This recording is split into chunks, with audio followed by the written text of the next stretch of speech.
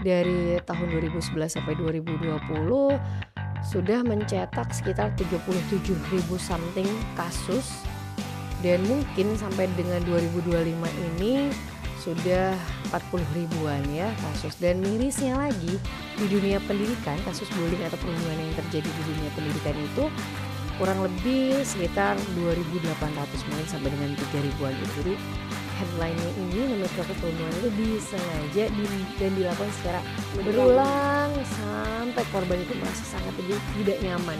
Dan yang paling ngeri adalah itu sampai korban merasa pengen bunuh diri. Itu banyak sekali. Jadi yuk kita sama-sama kita isi relung hati mereka dengan kasih sayang, role model yang baik ya. Kemudian kita rangkul mereka dengan mengedepankan bahwa setiap manusia itu adalah unik, berbeda, pasti memiliki kekurangan dan kelebihan masing-masing.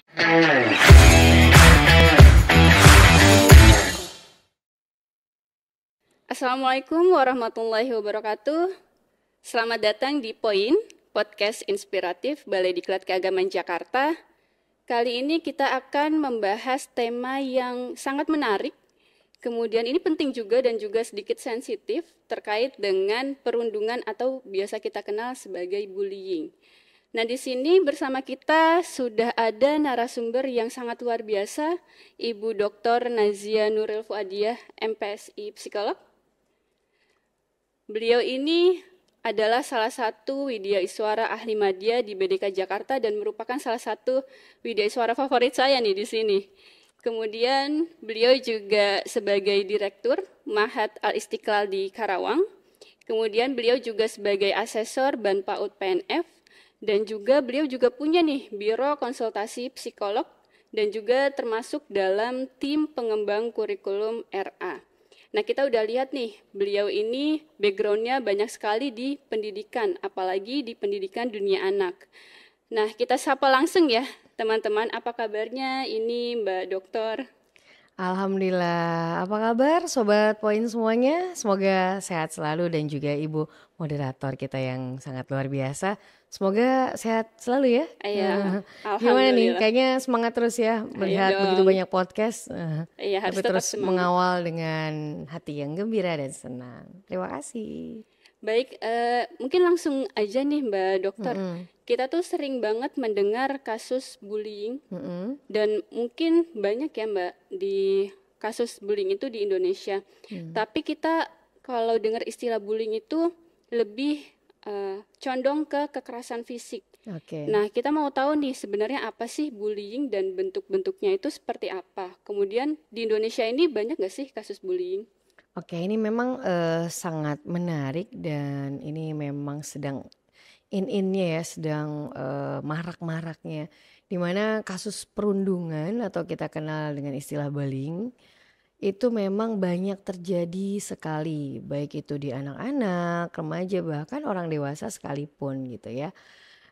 Kurang lebih itu kalau tidak salah dari tahun 2011 sampai 2020 sudah mencetak sekitar 37.000 something kasus, dan mungkin sampai dengan 2025 ini sudah 40 ribuan ya kasus. Dan mirisnya lagi, di dunia pendidikan kasus bullying atau perundungan yang terjadi di dunia pendidikan itu kurang lebih sekitar 2.800 mungkin sampai dengan 3 ribuan. Itu Wow. khusus di dunia pendidikan, yang notabene dunia pendidikan dunia di dalam mencetak anak bangsa kita kan ya.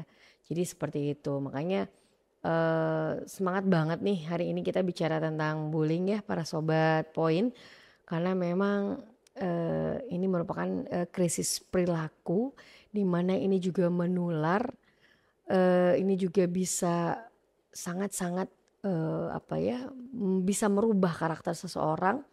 Sehingga yang tadinya happy menjadi pemurung, atau yang tadinya potensial bisa jadi sampai dengan dia akhirnya depresi, seperti itu. Kurang lebih. Baik, kita tadi sudah tahu nih apa itu bullying. Oh Kemudian iya, boleh ya tadi. bentuk-bentuk bullying itu seperti apa sih, Mbak? Oke, nah sebelum kita bicara tentang bentuk bullying, para Sobat Poin, kita coba memahami dulu sih apa arti atau apa sih sebetulnya bullying atau perundungan. Bullying atau perundungan itu sebuah bentuk perilaku. Perilaku itu berarti kan manifestasi dari individu ya. Jadi memang bentuk dari apa yang dipikiran seseorang ya, apa perasaannya. Nah ini yang berefek tidak menyenangkan ke orang lain. Jadi perilaku bullying atau perundungan adalah sebuah perilaku yang dilakukan secara sengaja untuk menyakiti orang lain, bahkan membuat dia menderita atau bahkan sampai depresi, baik itu dilakukan dalam bentuk verbal, ya verbal berarti kata-kata tuh, dasar kamu gitu aja nggak bisa, dasar B titik-titik O lu gitu kan, atau dasar pengecut lo atau bagaimana. Nah itu kan verbal. Tidak hanya verbal tapi fisik juga, kayak ditendang, dicubit ya, terus dipelintir lah tangannya dan sebagainya. Dan gak cuma itu, ternyata ada juga namanya bentuk bullying yang relasional. Jadi anak-anak yang lo nggak cocok, lo bukan geng kita nih, atau mungkin di teman kantor bukan circle kita nih, nggak usah diajak lah, dia nggak asik. Nah itu juga merupakan bentuk bullying. Dan terakhir adalah cyberbullying. Ya kita tahu ya Mbak Ita, bahwasanya memang banyak sekali ya mulai dari status hingga komen-komen di teks segala macam di dunia cyber yang menyudutkan orang lain sampai dia depresi. Yang kita tahu banyak banget artis loh, sekelas artis yang udah biasa ketemu orang banyak, udah biasa apa ya, tampil ya, banci tampil aja. Betul. Ternyata adalah contoh beberapa artis yang ternyata dia tuh down dengan dikomenin aja oleh para netizen, itu membuat dia down, nggak percaya diri, bahkan sampai dengan dia depresi. Termasuk artis-artis besar di dunia yang suicide, akhirnya bunuh diri. Seperti itu. Oke, baik. Terima kasih Mbak Dokter.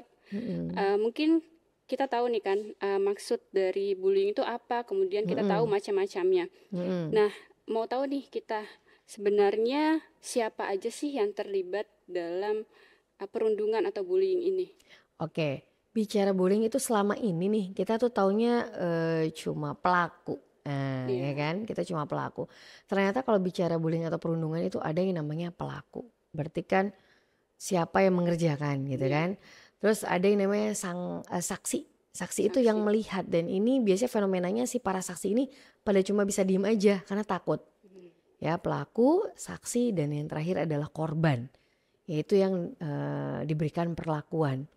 Jadi kita tuh banyak banget suka fokusnya itu sama si si korban gitu ya. Padahal kita juga harus fokus nih sama pelaku supaya tindakan perundungan ini bukan menjadi hal yang biasa. Karena kalau kita diemin ini menjadi hal yang biasa, akhirnya nggak ada efek jera, ya sudah terus berulang.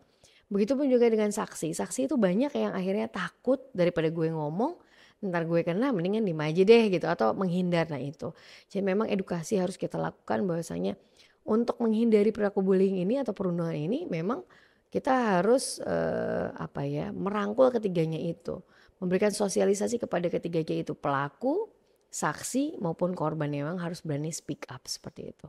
Oke, baik. Tadi menyambung jawaban dari Mbak Dokter terkait dengan pelaku ya. Mungkin kan di bullying itu pelaku itu punya alasan tersendiri. Mengapa mereka itu melakukan bullying? Biasanya tuh seringnya apa sih alasan mereka itu melakukan bullying tersebut? Ataukah karena memang di keluarganya atau memang kurang perhatian atau apa gitu? Oke, jadi bicara tentang pelaku ya, biasanya ini ada beberapa faktor yang mempengaruhi. Yang pertama emang kepribadian itu anak gitu. Rata-rata pelaku bullying itu anak yang pemberani, anak yang dominan, ego sektoralnya tinggi gitu ya. Jadi kalau kita melihat kepribadian seseorang itu dari lahir udah ada namanya bawaan, kepribadian bawaan ya kan. Ada yang percaya diri, ada yang kalem atau bahkan pendiam, ada yang memang ekstrovert banget, terbuka banget gitu kan, dominan. Nah ini biasanya rawan nih pada anak-anak yang memiliki karakter yang memang dominan ya, berani seperti itu. Jadi yang pertama itu adalah bawaan. Yang kedua adalah tentunya pola asuh. Pola asuh yang seperti apa yang menyebabkan anak menjadi pelaku bullying atau perundungan. Pola asuh yang bisa dua nih. Ada yang pola asuh yang dibiarkan permisif, ya udah apa-apa dibolehin sama orang tua. Akhirnya dia tidak punya koridor mana benar mana salah, batasan moral dia nggak punya gitu kan. Atau bahkan ini anak yang mendapatkan perlakuan yang otoriter gitu, keras dari orang tuanya. Sehingga dia kayak merasa balas dendam gitu. Oh gue digini nih sama orang tua gue gitu kan. Akhirnya dia melampiaskan dendamnya itu, melampiaskan rasa tidak enaknya seperti itu adalah ke orang lain seperti itu. Dan juga ada lagi akibat dari pergaulan sosial. Oh ya. Jadi kadang dibilang nggak gaul loh gitu aja nggak berani atau Iya. apa. Jadi kayak ikut-ikutan, Ikut-ikutan, sok-sok iya. jagoan, sok-sok reman, preman gitu supaya untuk mendapatkan nama di lingkungan di sosialnya gitu. Jadi Iya. banyak hal sih ya yang mempengaruhi untuk perilaku bullying ini gitu. Oke. Lanjut nih Mbak Zia. Oke. Tadi kan terkait dengan alasan mereka menjadi seorang pelaku bullying. Nah, mungkin ada di masa-masa yang sering, kapan sih muncul bullying itu? Mungkin di masa anak kah, remaja atau dewasa gitu Mbak? Nah, perilaku bullying ini tentu dari anak usia dini bisa terjadi loh. Oh, contohnya mungkin Mbak? Oke, Usia misalnya anak usia dini, anak TK, ada anak yang masih ngompol di celana misalnya kan, Oh iya. atau mungkin anak itu masih pakai pampers Iya. gitu kan. Tatkala pakai pampers diolok-olok tuh sama temannya, ih masih pakai pampers, Oh iya. ih malu, ih ngompol di celana, ih atau apa itu sudah merupakan bentuk Bullying verbal bullying ya. ya, verbal gitu ya. Tapi dengan catatan ya, namanya perilaku bullying atau perundungan ini dilakukan dengan sengaja. Jadi Oke. kalau nggak sengaja emang spontan gitu, ih kamu malu gitu, ih kamu masih ngompol di celana gitu. Nah itu sih masih perilaku yang biasa. Iya. Tetapi kalau misalnya hari itu nih dia ngompol, ih kamu malu kamu ngompol di celana. Terus dia nangis, dia seneng nih kita nih, berhasil nih gue bikin nangis temen gue nih misalnya gitu kan. Besok diulang lagi. Nah itu namanya bentuk perilaku bullying atau perundungan. Jadi headline-nya ini namanya perilaku perundungan itu disengaja dan dilakukan secara berulang sampai korban itu merasa sangat tidak nyaman. Dan yang paling ngeri adalah tuh sampai korban merasa pengen bunuh diri. Oh iya. Itu banyak yang sekali yang paling terjadi. parah sih emang. Iya, gitu. Nah, Mbak, tadi kan memang di anak usia dini tuh bisa saja bullying dengan verbal. Berarti kan kita sebagai orang tua ataupun juga orang terdekat, kita kan mungkin harus mengawal mereka ya, karena mungkin anak-anak itu awalnya ketidaktahuan ya, ketidaksengajaan. Betul. Nah kita sebagai orang Yang tua dibiarkan tuh ya. ya betul. Nah berarti kita sebagai orang tua ataupun orang terdekat, ketika kita melihat seperti itu, Harus kalau bisa gimana memang gitu ya. sudah harus dicegah ya, atau harus seperti apa sih Mbak? Oke, ini sangat menarik sekali ya, karena memang bicara perundungan atau bullying ini semua komponen harus terlibat. Semua stakeholder harus terlibat. Yang pertama tentu dari keluarga, orang terdekat, siapa ayah, ibu, atau siapapun yang tinggal di rumah. Jadi harus memberikan kelekatan, rasa kasih sayang, kenyamanan, pengasuhan yang baik supaya anak ini terdidik dengan baik, terasuh dengan baik, supaya tidak kosong relung-relung hatinya gitu ya, itu pengasuhan. Kemudian karena namanya anak itu kan berinteraksi tidak hanya di rumah, tetapi banyak menghabiskan waktu di sekolah. Nah di sekolah berarti siapa? Berarti sekolah juga harus memberikan edukasi, sosialisasi tentang bullying.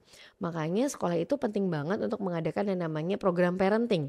Program pemberdayaan orang tua di mana kita biasalah paling nggak 1 semester sekali itu pasti ada lah ya yang namanya program parenting. Nah itu dikumpulkan tuh para orang tua, para guru, nggak cuma para orang tua, para guru, para warga sekolah, satpam, entah itu kantin atau dan sebagainya, dikasih tahu apa sih itu bullying, apa sih perundungan, kayak gimana sih, terus apa yang harus kita lakukan kalau kita ngelihat kayak gitu, terus apa sih tindakan kita, jangan cuma diem aja. Nah itu di sekolah.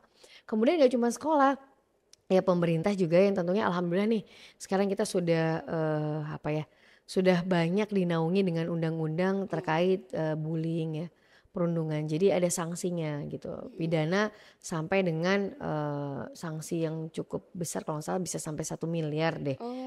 Kalau perilaku bullying itu dibiarin. Dan semoga ya ini merupakan ini juga sih kayaknya rencana pemerintah.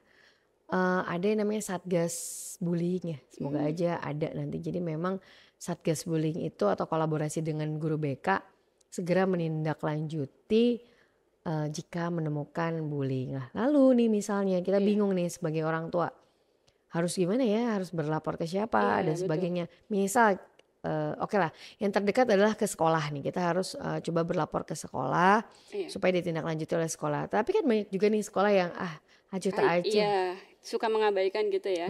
Atau bahkan malah takut gitu ya. Iya. Daripada nanti citra sekolah saya jelek, nah akhirnya didiemin aja. Nah kita bisa menghubungi kayak perlindungan anak itu, asalnya ke Sapa 129 tuh ada tuh ya, itu nomor teleponnya kayak 08 111 satunya 3 kali ya, 08 111 129 129. Nah bisa langsung tuh telepon aja, Langsung. atau mungkin ke layanan online KPAI itu juga bisa. Ada juga yang tadi Pusat Pendidikan Keluarga, buka aja websitenya, situ ada kanal pengaduan. Jadi supaya cepatlah ditindaklanjuti gitu, biar nggak bertele-tele gitu. Ini sangat informatif nih terkait dengan gimana kita mengadukan perundungan ini ya, teman-teman. Nah tadi kan kita banyak mendengar bagaimana cara mencegah, maksudnya seseorang itu menjadi pelaku bullying. Nah mungkin kita juga perlu nih Mbak, ada nggak sih cara kita untuk mencegah kita atau orang lain itu menjadi korban dari bullying Mbak? Ya tentu kalau misalnya nih anak-anak kita harus merangkul nih, nggak cuma anak kita tapi kita merangkul teman-temannya. Jadi kita tuh bersyukur nih kalau misalnya ada teman-teman anak kita pada main ke rumah. Jadi ciptakan kehangatan, merangkul gitu, keakraban dari anak-anak. Yang tentunya peran yang paling banyak itu ya orang tua sama guru ya, bahwasanya memberikan edukasi bahwa setiap individu itu unik, setiap manusia itu dengan berbagai kelebihan dan kekurangannya. Coba Mbak Ita, ada nggak kira-kira manusia yang cuma kurang doang? Pasti ada kelebihannya. Pasti ada. Atau sesempurna apapun orang itu, ada sisi bobroknya lah, kurangnya pasti ada yang ya. orang mungkin ngelihatnya bagus tapi ada lah. Jadi selalu tanamkan itu. Jadi inklusivitas, terutama di sekolah, bagaimana kita mau melebur dengan berbagai anak, itu anak yang berkebutuhan khusus tuh juga tuh biasanya ada kan. Gimana mau menerima, makanya itu sebetulnya selaras dengan program pemerintah tentang pendidikan anak berkebutuhan khusus, di mana pendidikan inklusif mengakomodir semua anak, supaya itu tadi belajar tentang manusia itu unik, manusia itu karakternya beda-beda. Nah terus selain itu juga ya ini kembali lagi nih ke bu guru, kadang-kadang guru kan like and dislike juga. Anak-anak yang yang berani, yang pintar, ada kecenderungan ya, ada kecenderungan itu ya kan, lebih dideketin. Anak yang nyebelin, yang mungkin nggak aktif atau malah kadang kurang dirangkul lupa gitu ya, diberi kesempatan ya untuk dia tampil dan sebagainya. Ya seperti itu sih. Jadi nggak bisa sendiri, orang tua, sekolah, dan juga pemerintah nih yang terus mensosialisasikan. Salah satunya ini bagus nih dengan program podcast, supaya bekal nih buat para orang tua, sobat poin ya, dimana para pegawai ASN kita kan udah rata-rata udah berkeluarga, ada yang udah punya anak, bahkan cucu, supaya info ini tuh terus ditularkan gitu, jadi tahu. Ini mungkin pertanyaan juga nih Mbak, tadi kan cara mencegah, kemudian kita juga mau tahu nih dampak yang sangat luar biasa bisa sampai dengan bunuh diri ya. Mungkin ada dampak-dampak lain yang mungkin kita tidak rasakan gitu, tapi itu sebenarnya itu dampak dari bullying. Itu apa aja sih Mbak? Biasanya itu mengalami tekanan psikologis. Jadi anak yang kena bullying ini, kalau anaknya dia pemberani, dia biasanya melawan. Tapi kalau nggak ada, dia tertekan, dia depres, dia tekan itu emosinya sampai dia kadang ngompol misalnya tengah malam, atau tiba-tiba ada perubahan kepribadian yang tadinya dia ceria, suka senyum terus tiba-tiba jadi pemurung gitu. Dia tertekan, ketakutan, atau bahkan sampai dia nggak bisa tidur. Nah ini yang paling gampang dilihat itu gangguan konsentrasi biasanya saat belajar. Lihat nih, anak-anak yang punya penurunan nilai rapot yang drastis, dari yang tadinya lumayan jadi jelek, atau dari yang tadinya bagus jadi sedang. Nah itu merupakan indikator. Jadi ada namanya perubahan konsentrasi, tentunya gangguan konsentrasi, di mana ya dia nggak bisa fokus karena dia tertekan, dia kepikiran. Bahkan ya kalau yang sudah berulang, kasus-kasus yang merinding nih Mbak, kebetulan kalau nggak salah di bulan apa ya, udah lama sih, sekitar 5-6 bulan yang lalu, ada di satu sekolah yang elit banget di Simpruk, yang elit banget itu orang-orang orang-orang inilah hebat anak-anaknya Iya. lah di situ. Ada salah satu anak anggota DPR yang katanya membuli. Mm-mm. Tidak hanya anggota DPR, ada anggota ya pokoknya orang-orang penguasa-penguasa itu Mm-mm. anaknya yang membuli, dan ini yang dibully itu anak pengusaha kalau tidak salah. Mm-mm. Ya orang berada juga sama sebetulnya apple to apple, satu setara, cuma Iya. dari penampilan fisik dia keriting, rambutnya kriwel-kriwel dan agak Oh. hitam penampilannya aja. Jadi itulah jadi sasaran empuk. Dan yang banyak jadi sasaran empuk itu adalah bullying dilihat dari fisik. Kadang kan Iya. kita kalau ketemu dulu sama orang pasti ngeliat fisiknya dulu kan ya. Iya. Misalnya ini First impression dulu ya, iya bener pertama cupu kali. banget gitu. Atau nggak gaul lah, males ah sama dia gitu. Padahal kalau kita udah ngobrol, Mungkin udah cocok apa ya. cocok, seru, enak gitu kan. Kualitas orang kadang nah itu pembulian itu ya di situ dari lihat dari fisik biasanya, terutama anak remaja tuh gitu. Nah ini juga satu nih, Iya. ada satu hal yang si pelaku ini tuh biasanya dia kayak dengan melakukan perilaku bullying atau perundungan itu kayak pengen dapat pengakuan gitu loh. Lo Oh, hebat, pengakuan diri jagoan ya. dari teman-temannya. Pengakuan yang salah. Dimana kan kita sekarang apapun yang dominan ya dibilangnya, wih keren, Keren, keren. iya.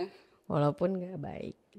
Oh mungkin boleh satu lagi ya. Ah ya, silakan, silakan. Ini penting banget supaya nggak ada terjadi bullying nih, Iya. terutama para pelaku. Pola asuh yang tadi kan Mm-mm. udah ya. Mungkin pola asuh yang menyenangkan, boleh sesekali kita keras, tegas, boleh kita lunak gitu. Tapi selain itu pola asuh yang benar-benar kita tanamkan sejak dini. Sejak ya anak kita sudah mulai berinteraksi dengan yang lain, mungkin kalaupun anak kita baru 3 bulan, 6 bulan Mm. udah dibawa keluar dan sebagainya interaksi dengan orang lain. Nah, itu harus sudah ditanamkan tentang moralitas.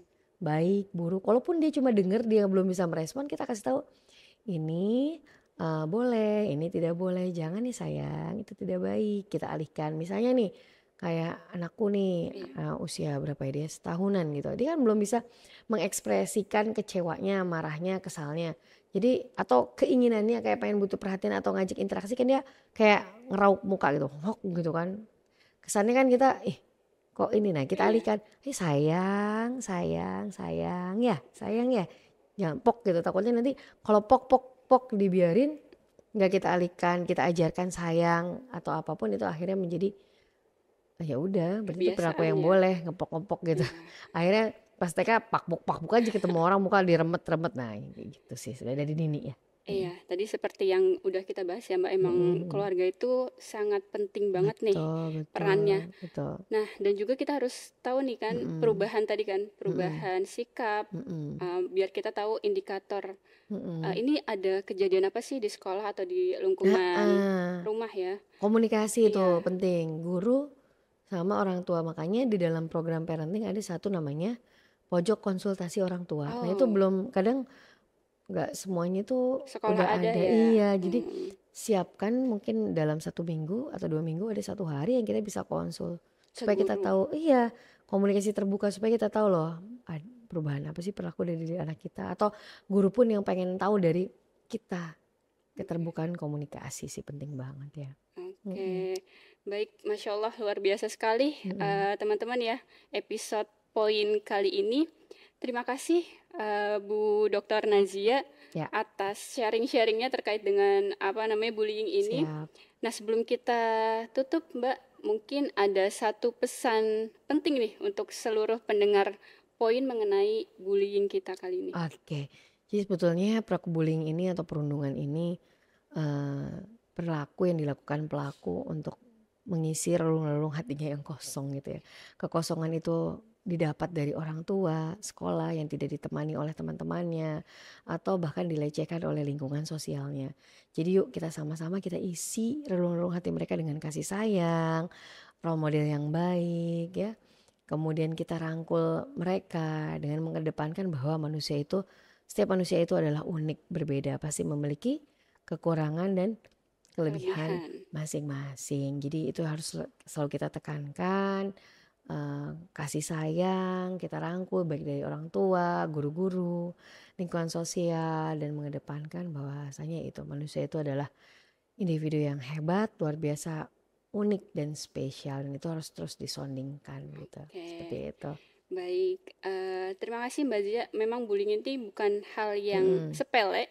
Jadi mari teman-teman kita jadi bagian dari solusi ya, Ya. bukan sebagai penonton aja gitu Ya, ya, Mbak. jangan cuma saksi pasif, tapi saksi yang aktif harus Ya. melaporkan hal-hal seperti ini gitu supaya nggak jadi kebiasaan. Oke, Mbak. Karena ya itu ya serem kan, bisa sampai bunuh diri Bunuh gitu. diri, ya betul. Oke. Baik, terima kasih teman-teman atas kebersamaannya pada episode kali ini. Sampai jumpa pada episode poin selanjutnya. Wassalamualaikum warahmatullahi wabarakatuh. Waalaikumsalam warahmatullahi wabarakatuh. Tetap semangat Sobat Poin. Dadah.